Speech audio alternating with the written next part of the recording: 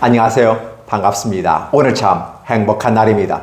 하나님께서 저와 여러분의 가정에 준비하신 하나님의 은혜와 평강이 넘쳐나기를 예수님의 이름으로 축복합니다. 마가복음 11장 20절로 33절에 있는 말씀을 중심으로 인생에 있어서 두 가지 질문이라는 제목으로 말씀을 나누고자 원합니다. 삶에 있어서 질문이라고 하는 것은 대단히 중요합니다. 혼자 살아가는 것이 아니고 더불어 살아가는 이 사회 속에서 소통하는 한 방법 속에서 질문을 하게 되고 나와 상대방의 차이가 있음을 인식하게 됩니다. 따라서 내 생각이 옳은 것도 있지만 틀릴 수도 있고 그 생각을 상대방은 달리 해석할 수도 있기 때문에 제대로 해석했는지에 대해서 질문하는 것은 대단히 중요합니다. 과감하게 내 생각이 옳다고 주장할 수도 있지만 물어봄으로써 내 생각이 틀린가 아니면 맞는가를 따져보는 것은 지혜로운 삶의 패턴입니다. 그래서 우리는 이러한 부분들에 대해서 긍정적 질문이라고 첫 번째로 얘기해 보고 싶습니다. 두 번째는 바로 대제사장과 장로와 서기관, 율법사들이 예수님에게 한 질문입니다. 이러한 것은 대개 부정적 질문으로 해석해 볼 수도 있습니다. 왜 그런가? 라는 부분이에요. 자, 부정적 질문 속에서 다가오는 것은 바로 죽이는 질문이고 상대방을 공격하는 질문이기 때문에 그렇습니다.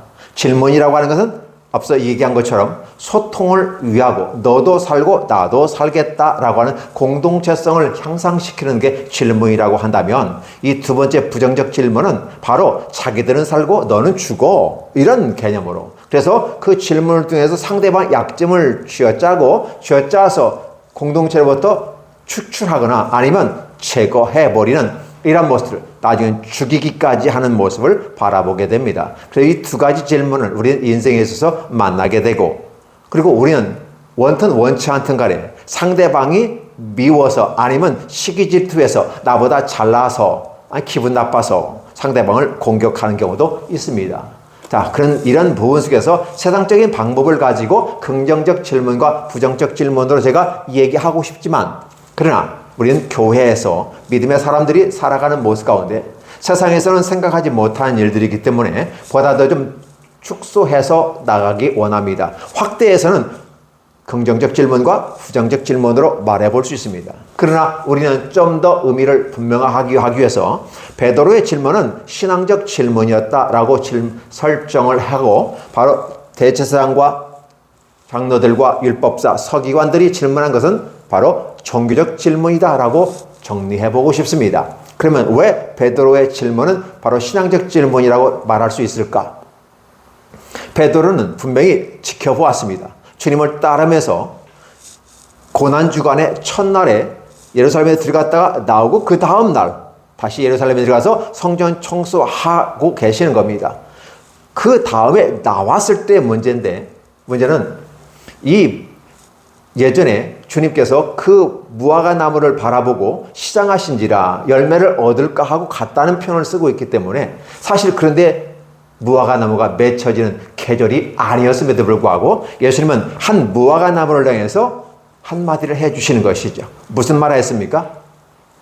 시장에서 나무에서 열매를 찾고자 했지만 왜냐하면 나무가 크고 잎사귀가 무성했던 사실입니다. 그래서 많은 사람들이 보았을 때는 거기에 뭔가 있는 듯한 느낌을 받았어요.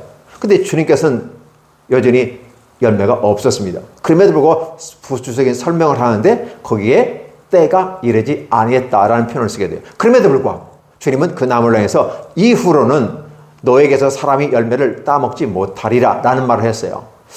이게 따먹지 못하리란 말은 사람이 안 따먹겠다는 건지 아니면 특별한 어떤 문제가 없는 것 같은데 시간이 지난 다음에 그 나무가 뿌리채로부터 말라버려서 고사했다는 말입니다. 불과 하루 정도밖에 시간 되지 않는데 말씀이 있고 난 다음에 그렇게 말라버리는 모습을 통해서 베드로는 의아해했습니다. 이분이 하나님의 아들이라 한다면 분명히 저주하지 않았을 건데 베드로 입장에서는 결과적으로 보았을 때 이것은 저주였다라고 말합니다. 저주였을까요? 무화과 나무에 사람이 열매를 따서 먹고 마시는 것, 먹고 즐거워하는 것, 그래서 굉장히 멋있는 부분이에요. 사실은 이 무화과 나무는 우리가 영적인 해석이고 신학적 해석을 가져오면 이스라엘을 상징하게 됩니다. 이스라엘은 선민이고 하나님의 선택된 백성으로서 굉장히 나무가 큰 것 같습니다. 그 잎사귀도 무성한 것 같습니다. 문제는 열매가 없는 거예요. 그 열매가 없다는 부분은 이스라엘 전 역사를 바라보면서 구약적 관점을 바라보면 되게 4,000년의 역사를 바라본다고 했을 때 열매가 없었습니다. 그 때문에 이제 그동안의 모든 인간들이 행했던 행위들, 예루살렘에 가서 성전 제사를 폐해버리는 모습을 감당하죠. 그래서 성전 청소를 하고 다 내어 쫓아버리고 오직 이 선은 기도하는 집이라고 말씀하시면서 깨끗하게 정리하고 더 이상 모든 것들 다 제거해버렸습니다. 즉 성전에서 제사하는 모든 걸 다 축출해버렸어요. 더 이상 제사가 필요 없다는 걸 얘기하는 것이고, 그리고 아울러 이스라엘 전체를 통해서 하나님께서는 뭘 요구할 수 없었다는 것이죠. 그 때문에 있어야 할 존재 가치가 없는 것이죠. 결국은 존재 가치가 없는 것은 말라 비틀어져 버리는 것이죠. 그 withered라며요. 그죠? 그래서 베드로는 이러한 것들을 주님께서 저주했다고 표현하고 있어요. 주님께서 말씀하신, 주님께서 저주하신, 영어로 보면 그렇게 표현하고 있는데, 저주하신 이 말라버리는 것은 왜 그렇습니까? 라는 질문을 했어요. 그때 주님께서는 베드로가 그 질문을 했을 때 베드로는 궁금증을 가지고, 의문점이라는 것은 같지만 그러나 궁금증을 가지는데 보다 이러한 일들이 차후에 어떤 일로 발생할 건지, 그리고 어떤 결과를 가져올던지, 그리고 우리는 이걸 통해서 뭘 보고 배웠는지에 대해서 긍정적 질문을 하게 되는 걸 볼 수 있어요. 그리고 우리는 신앙적 질문이라고 표현하는 것입니다. 그래서 주님께서는 바로 그 신앙적 질문에 대해서 얘기해 주시는 거예요. 뭐라고 얘기합니까? 자, 이 큰 산들어, 그 산은 감람산일 수도 있고 어떤 산일 수도 있습니다. 단순히 앞에 있는 큰 산을 얘기하니까 이 산들어, 산이 높고 깊고 그렇게 되는데, 이 높은 산을 바다에 던져라 하여도 될 것이다 라는 사실을 얘기해요. 사실 이건 불가능한 수준입니다. 이 큰 산을 들어서 바다에 던져라, 어떻게 그렇게 가능합니까? 라는 부분이에요. 그건 불가능하다는 사실을 얘기해 주는 거죠. 이 말은 인류가 하나님 앞에서 죄 사함을 받는 일은 불가능하다는 사실입니다. 왜 이 나무를 저주했을까? 무성한 나무와 무성한 잎사귀와 그 가지들을 바라보면서 뭔가가 있는 것 같고 거기에서는 생명력이 있는 것 같은데 실상은 생명이 없고 열매도 없고 아무것도 없고 따먹을 것조차도 없다. 희망이 없다. 있을 존재가 없다. 제사제에는 모든 것들은 제대로만 하면, 그 제사의 기본 정신만 가지고 나간다면 좋을 텐데, 인간은 그걸 왜곡된 모습으로 제사 형태는 유지했지만 그 제사 속에 있는 기본적인 정신, 달리 말하면 사랑이 없이 행하는 것들, 열매가 없는 모습을 얘기하는 겁니다. 그 신약 성경과 연관시켜 보면 나무가 있는데 주렁주렁 열매가 맺혔더라. 갈라디아서 같은 9가지 은사에 대해서 얘기하면서 열매들이 주렁주렁 많이 맺히는 것을 봅니다. 그래서 비로소 그 나무가 생명력 있는 나무가 되는 것이죠. 그래서 죄를 짓고 쫓겨난 인간들은 그 에덴 동산에서 영생할 수 있는, 영생의 가능성을 갖고 있는 생명실과를 먹을 수 있었는데 못 먹었던 것을 여기에서는 먹을 수 있다는 것입니다. 그래서 새로운 세계가 열려지게 돼요. 즉 제사 제도가 없어지고 성전 제사가 없어지고 공간의 의미가 없어지는 거죠. 어느 곳에든지 두세 사람에 모여서 내 이름으로 진리와 성령으로 예배를 하면 하나님께서는 들어주신다. 말씀의 로고스로서 오셨기 때문에 바로 로고스 시스템을 가지고 가게 되면 어느 곳에든지 하나님의 앞에서 예배 드릴 수 있다는 사실을 얘기해 주는 거죠. 전혀 새로운 하나의 패턴이 발생한다고 얘기했습니다. 그러면 그 패턴이 발생한 가운데서 바로 베드로의 질문에 대해서 예수님은 바로 이와 같은 것이다. 이 산이 바다에 던져서 될 것 같으냐? 안 된다. 그런데 문제는 뭐냐면 너희가 믿고 구하면 그대로 되리라. 말을 쓰게 되는 거예요. 인간의 힘으로 할 수 없는 것을 하나님은 하실 수 있다라고 말합니다. 어떻게 낙타가 바늘구멍으로 들어갈 수 있을까? 이것은 부자가 천국에 들어가는 것, 그 바로 낙타가 바늘구멍에 들어간 것보다 더 어렵다라고 말하면서, 그럼 우리는 어떻게 구원을 얻을 수 있습니까? 우리는 어떻게 영생에 들어갈 수 있습니까? 달리 말하면 어떻게 죄사함을 받을 수 있습니까? 라는 문제예요. 근데 그 죄사함의 문제는, 영생의 문제는 10계명을 다 어려서부터 지킨 젊은 청년은 못 들어갔지만 예수님은 들어갔다는 사실이죠. 그래서 그 젊은 청년에게 뭐예요? 너에게 사랑이 부족하다는 사실을 알려줌으로써 너의 모든 재산을 다 팔아서 이웃에게 나눠주고 너의 사랑을 실천해 보아라. 그렇다면 네가 율법을 다 지켰다면 그걸 능히 행할 수 있거니와 그리고 나를 따르면 너는 영생이 보장될 것이다. 그런데 그는 가진 것이 많아서 제 갈 길로 가고 다시 돌아왔다는 말이 없는 것을 보면서 세상에 연연하고 근심 걱정하며 세상 것을 하고 그 다음에 뭔가 좀 부족하니까 영생이라고 하는 하나의 가치지향적인 것을 하나 꽂아 놓으면 예쁘지 않을까 생각하는 그러한 종류의 사람들, 종교적 성향을 갖고 있는 사람들이란 사실이죠. 우리 이런 것들을 바라보는 것이죠. 그래서 베드로의 이 질문에 대해서 예수님은 산이 들려져서 가는 건 어려운 일이지만 이것이 가능하다. 믿고 구하면 되는데 문제는 믿는다는 말을 전제해 하나님을 믿으라는 거예요. 믿음은 하나님이 우리에게 주신 선물인데 그 믿음으로 말미암아 그분을 믿고 이렇게 되는 거죠. 하나님 믿으라 이렇게 되는 거예요. 그리고 기도하라. 믿고 구하면 하나님이 주신다라는 거예요. 그 주심의 기본이 뭐예요? 하나님을 믿는 전제인데 그 하나님이 살아계심을 믿고 그분이 내게 영생을 주시는 분이라는 사실을 믿고 구하는 것입니다. 그리고 조금도 의심하지 말라. 그러면 이 큰 산이라 할지라도 바다에 던져질 것이다. 그리고 깊은 바다라도 이 산으로 다 메울 수도 있을 것이다 라는 얘기예요. 말 같지 않은 얘기하고 있어요. 이 설교를 듣고 이 말을 듣고 있는 저와 여러분들은 지금 무슨 얘기하고 있는 거야? 아니 그게 가능하긴 해. 이제 말 같은 소리를 해야지. 지금 상식선에서 얘기하고 효과적으로 보면 이게 될 일이냐고. 이게 얘기할 얘기입니다. 그런데 지금 주님은 무슨 얘기하고 있는 거예요? 모든 인류가 그렇게 염원했던 것. 어디가 길이냐? 어디가 진리냐? 그죠? 어디가 생명이냐? 묻는 거예요. 그때 주님께서 얘기합니까? 다른 사람은 대답을 못해요. 근데 주님께서는 내가 곧 길이요, 내가 곧 진리요, 내가 곧 생명이니 누구든지 나로 말미암자고는 하나님의 나라에 갈 자가 없느니라 표현하고 있는 거예요. 주님께서는 결국은 그 길을 주신다는 거였어요. 그래서 결국은 죄사함의 문제를 위해서 내가 십자가에 죽고 3일 만에 살아나리라는 사실을 누누이 처음부터 끝까지 일관되게 얘기하는 겁니다. 그러나 이런 내용이 드러나는 것은 중간평가 이후에 드러나기 시작함으로써 그동안 자랐던 믿음에 대한 테스트 겸 그리고 이러한 환난과 어려움이 다가올 때 너는 믿음을 지킬 수 있느냐라고 묻는 것이었어요. 오늘 저와 여러분들에게 주님께서는 어린아이처럼 대해 주시기를 원하십니까? 어른처럼 대하기를 원합니까? 대접받기는 어른처럼 대접받기를 원하면서도 어린아이처럼 행동하기를 원하는 건 아닐까요? 보고 즐거워하고 먹고 마시고 즐거워한 이런 초반에 있는 모습에 있는 무리와 제자들의 모습은 아닐까요? 그러나 중반을 넘어서는 제자들과 그 무리들에게 하나님 요구하시는 것은 바로 내가 십자가에 죽고 3일 만에 살아나리라는 이 사실이에요.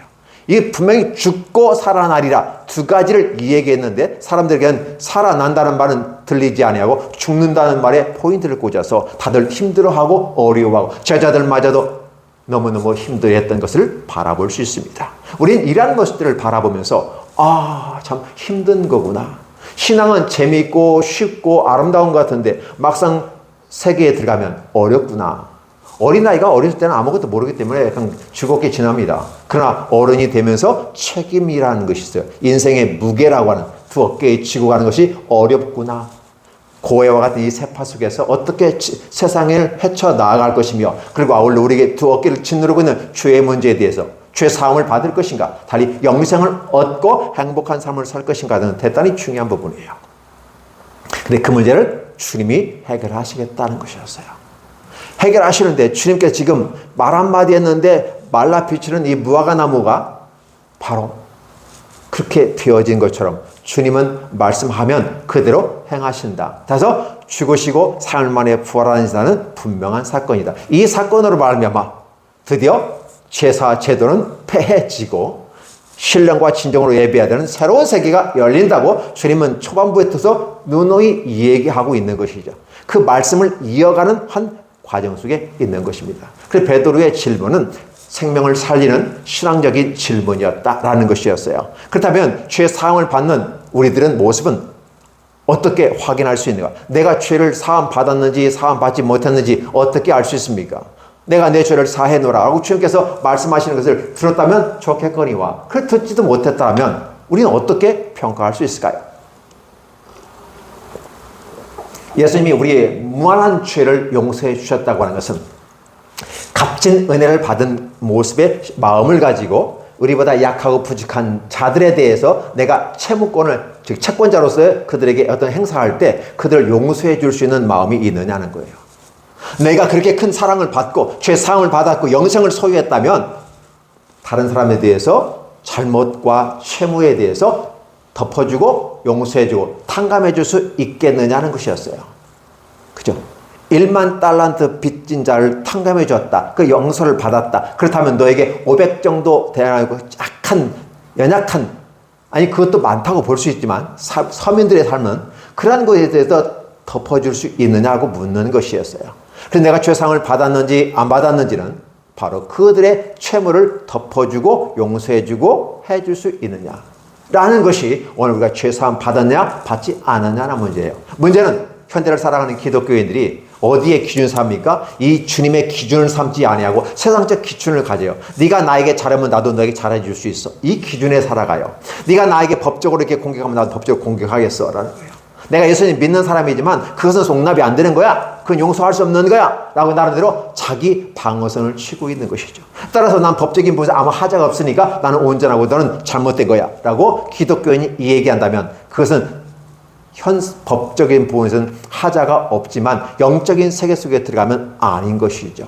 믿음이 적은 사람이 그렇게 했다면 이해가 돼요. 아직은 성화가 덜 되어져 가고 예수님을 닮아가는 그 길에 있기 때문에 이제 시작이니까 그럴 수도 있어. 그러나 10년을 믿고 20년을 믿고 30년을 믿고 직분이 되어서 권찰과 집사와 권사와 안수집사 장로까지 되어졌는데를 보고 여전히 자신의 아집과 고민, 이 세상 가치와 기준을 가지고 그것은 용납할 수 없어. 내 눈에 흙이 들어가기 전까지는 받아들일 수가 없어. 자신들이 하나님이 되어져서 평가하고 있어요. 용서하려고 하지 않아요. 결국은 나는 죄상을 받지 못했다는 말인가? 역질문을 해보게 됩니다. 역질문을 잘 하는 사람이 지혜로운 사람이죠. 바로 예수님은 그렇게 질문합니다. 예수님에게 공격하는 사람이 있습니다. 도대체 네가 무슨 권세로 이 성전을 다 청소하고 다 내어쫓고 성전 제사 못하게 다 막아버린다면 도대체 너는 무슨 권세로 누구로부터 이걸 받아가지고 하느냐? 라고 물었어요. 대답하라! 이게 주님께서 얘기합니다. 오케이, 나 너에게 대답하겠다. 근데 한 가지, 너희가 내 질문에 대답을 하면 내가 너에게 대답하겠다. 세례 요한의 이 땅에 오신 것은 하늘로부터냐 사람으로부터냐라고 묻는 거예요. 예수님은 자신의 권세가 이 오소로리라고 하는 이 부분이 원래 권위라는 부분은 세월의 긴 과정 속에 존경과 사랑으로 삶의 현장 속에서 주변 사람들이 인정해 주는 게 권위입니다. 그리고 그 권위를 가진 사람에게 능력을 부여해 주는 거예요. 그래서 권위와 권능이 함께 가는 겁니다. 그런데 푸틴은 예를 들어서 푸틴은 우크라이나를 침범함으로써 권력은 가졌는 버리고 권위는 상실해 버렸어요. 세계적인 지도자의 반열에서 권력을 행사할 수 있지만 권위, 존경과 사랑은 사라져 버리는 것입니다. 그런데 바로 권위와 권능을 함께 갖고 있는 분이 누구다? 바로 주님이 그 권리를 갖고 있는 거죠. 근데 그 권위는 어디로부터다? 하늘로부터. 세례 요한의 권위를 이용해서 자신의 권위를 입증하고 있는 것입니다. 그러면 세례 요한이 하늘로부터냐? 라고 물었어요. 대답을 못하는 거죠. 그럼 사람으로부터냐? 대답을 못하는 거죠. 왜? 하늘로부터 왔다 한다면 하늘로부터 온 권세에 대해서 너희는 부정하고 세례 요한을 쳐 죽였다. 그렇다면 사람으로부터냐? 라고 했을 때 사람들이 이 세례 요한을 선지자로 여길진데 너희는 왜 저들의 말을 듣지 않느냐? 라고 했을 때 그들은 이러지도 저러지도 못하는 거죠. 그래서 예수님께서는 이 말합니다. 내 권위는 하늘로부터 왔다. 그러나 너희가 대답을 못하기 때문에 내가 대답을 하지 않겠다라고 하면서 자신의 권위는 하늘로부터 왔다. 즉 성부 하나님과 성자 하나님, 성령 하나님의 이 세 분의 삼위 역사 속에서 이 땅에 와서 그 사명을 감당하고 있는 거다. 그리고 지금 가장 중요한 것은 제사제들을 폐하게 되고 장사하는 것과 돈 바꾸는 자들 다 내어 쫓아버리고 내 집은 만민이 기도하는 집이라 하나님과 다시 기도하는 소통의 과정 속에서 나아가기 위해서는 세상 잡된 것, 종교적인 것은 제하여 버려야 된다. 라고 하면서 새로운 길을 열어줄 거다. 새로운 대변환, 재전환이 패러다임 시프트 이루어지는 것이다. 그래서 성전제사가 아니라 예배당의 예배로서 진정으로 하나님께 드릴 수 있다라는 표현을 쓰게 되는 것이죠. 이러한 부분을 우리가 가지고 가는 거죠. 그렇게 함으로써 부정적인 이런 부분들, 즉 종교적인 질문들, 제사장과 장로와 율법사들과 서기관들이 질문하는 여전히 자기들의 아집이라고 하는 그런 모습 가운데 자기들의 탐욕이라고 하는 부분 속에서 자신의 욕구, 불만을 토출할 수 있는, 그러면서 지배권을 갖고 있는 그들의 종교성을 가지고 예수님을 그 공동체로부터 축출하거나 아니면 그것도 불가하니까 아예 죽이라는 꼼수를 부리고 있는 것이고, 기회만 되면 죽이려고. 그러나 때가 참에 때가 되지 않으니까 죽이지 못하고 사람들을 두루해서 아직까지는 살려줬다. 그러나 이제 조만간에 예수님을 십자가에 못 박혀 죽인다는 사실은 저와 여러분이 이 내용을 다 알고 있기 때문에 다 아는 바입니다. 여러분 어떠세요? 우리는 분명히 질문을 합니다. 배우고 익히고 미래 지향적인 부분 속에서 나를 세우고 상대방을 세우는 질문들은 가치 있는 건설적인 지속 발전할 수 있는 그런 질문들입니다. 그래서 우리는 신앙적 질문이라고 표현해 봅니다. 성화로의 발전에 가는 그런 질문입니다. 그러나 질문을 하더라도 나만을 위한 우리만을 위한 욕심과 야망과 그리고 우리의 권력 유지를 위해서 남은 어떻게 되든지 간에 정치 공략을 해서 그 사람을 업어치기 하고 나한테 공동체를 축출하거나 죽여서 아예 싹을 잘라버리는 이러한 모습들을 가지고 하는 종교적 질문, 그리고 부정적 질문이라고도 말한다고 했습니다. 이런 종교적 질문을 하는 경우가 많이 있어요. 문제는 이것이 교회 안에 공존한다는 것입니다. 그러니까 하나님께서는 이 세상은 이미 다 심판하셨다고 얘기했어요. 세상에 대해서는 주님께서는 심판하셨어요. 심판이라고 하는 것은 판정을 내려서 형벌만 남은 상태입니다. 그러니까 어떠한 방식으로 죽든 관계없이 이미 심판이 내렸기 때문에 그냥 끝나는 것이었어요. 그럼 마지막 남은 게 있어요. 교회입니다. 마지막 남은 게 교회예요. 주님께서 재림하실 때 바로 그 재림은 누구를 위한 재림입니까? 교회를 위한 재림이고 그 교회에서 양과 염소를 구별하는 작업이에요. 이단 사이비는 말할 것도 없죠. 아예 처음부터 잘라버리는 거니까. 그러나 문제는 와서 교회에 양과 염소가 있더라는 것이죠. 이 양과 염소는 애매모호한 상태에 있어요. 이단 사이비라고 하는 이 일이 늑대 이렇게 표현해 본다면 아예 그 자체가 어렵잖아요. 근데 양의 탈을 쓴 이리 늑대는 그냥 표가 됩니다. 이게 가죽만 벗기면. 근데 염소는 같이 살았잖아요. 양이랑 같이 살았잖아요. 근데 우리는 그것을 잘 이해를 못해요.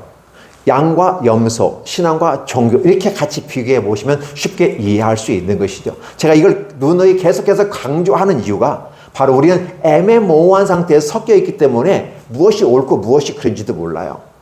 오직 나만을 위해 살아가는 사람들은 바로 염소와 같은 삶을 살아간다. 그렇다면 그런 삶을 살아가는 사람들은 결과로 어떻게 나타난다? 여전히 제사장과 장로와 율법사들과 서기관들의 행위로 말미암아 부정적 질문을 하고 종교적 질문을 하게 되더라는 것입니다. 그러나 양의 자리에 쓴 사람들은 베드로와 같은 질문을 하게 되는 것이죠. 베드로도 온전한 사람은 아니었어요. 그럼에도 불구하고 여전히 어떻게 해요? 예수님을 저주까지 했던 사람 아니겠습니까? 성령이 임하시니까 그가 바뀌고 변화되어져서 십자가도 거꾸로 지고 순교의 현장을 걸어갔던, 그걸 마다하지 않는 모습이 베드로의 모습인 거죠. 따라서 베드로의 질문은 건설적이고 진리에 이르는 모습으로 나아가기 때문에 우리는 그 질문에 논리성이 있다라고 말하는 것입니다. 그러나 이 장로와 제사장과 서기관들과 바리새인들의 질문은 논리성을 갖고 가는 것 같은데 결국은 비논리성으로 말하면 진리가 없기 때문에 비논리성 궤변으로 끝나게 되고 결국은 그들의 목적 달성을 해서 예수님의 십자가에 못 박혀 죽기 해서 그들은 이겼다고 승리했지만 결국은 그들은 염소의 자리에서 하나님 나라와 관계없는 자로서 내치게 된다는 사실을 보여주게 되는 것이죠. 분명히 성전 청소하고 나와서 보는 그 과정 속에서 다시 성전에도 들어가는 과정 속에서 두 가지 질문이 발생합니다. 이 말은 우리의 인생의 삶을 살아가면서 우리는 예배당 중심의 삶을 살아가게 되는 거고 예배하는 삶을 살아가요. 그래서 베드로와 같은 사람이 있는가 하면 바로 그러한 종족 삶을 살아가는 지향하는 사람들이 있더라는 거죠. 기독교가 기독교만으로는 구원받을 수 없다고 하는 것은 바로 종교성만 갖고 가서는 구원받을 수 없는 것이고, 신앙적 단계로 변화되어지고 대전환이 이루어져야 되는데 그게 바로 새로운 하나님의 나라였다는 사실이에요.